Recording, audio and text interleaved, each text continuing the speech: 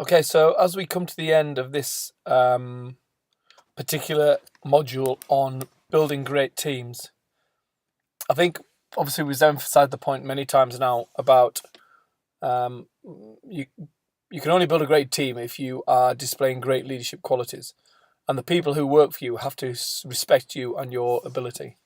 So the final two presentations are about how you earn respect, and here are 12 ways to think about, which will help you become more respected as a leader in the eyes of the people that follow you.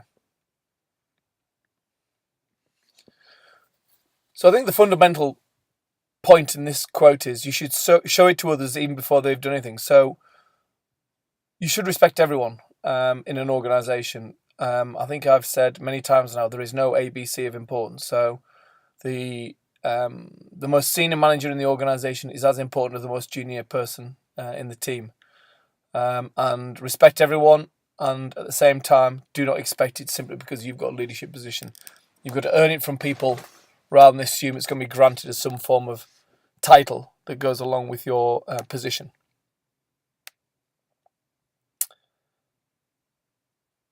People get respect in different ways, but there's absolutely no doubt when a crisis occurs or there is a difficult decision to be made, you can earn a huge amount of respect by dealing with that situation well.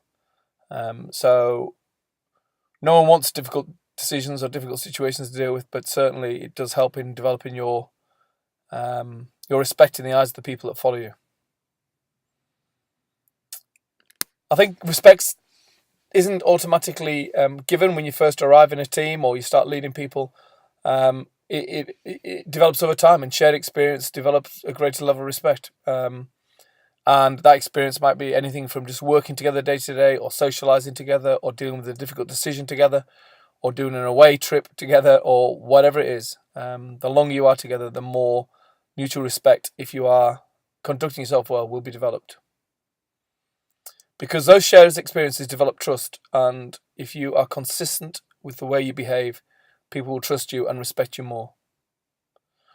And ultimately, you have to make the effort to make it a two-sided relationship, and they certainly have to come to you as well. So one-sided relationships don't last, and you can soon tell, I think, the integrity or the respect you can see in a leader by how many questions they ask you versus how many questions you ask them. And often I've met many leaders, or a few leaders, who rarely show any interest in things that maybe I would know or have done, and in the same time would talk about themselves all the time. And obviously you want the reverse. Ask good questions and keep your counsel as to your own opinion.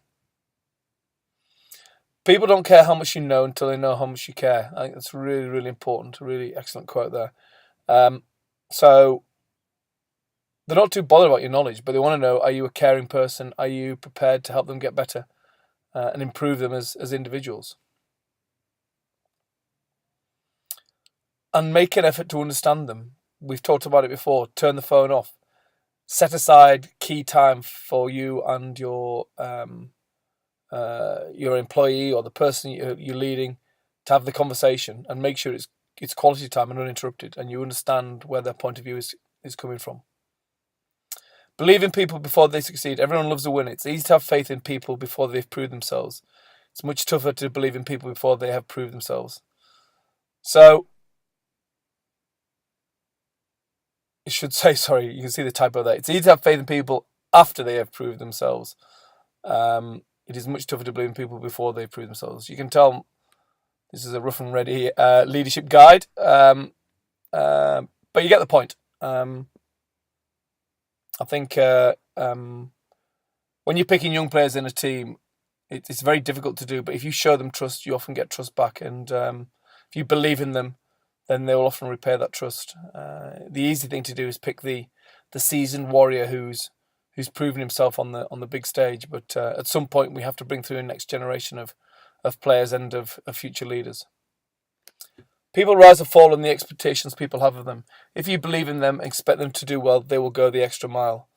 So set the bar high and believe in them, and you'll be amazed how far they can go. Certainly my experience of picking players for the first cap for the national team, they never ever let you down.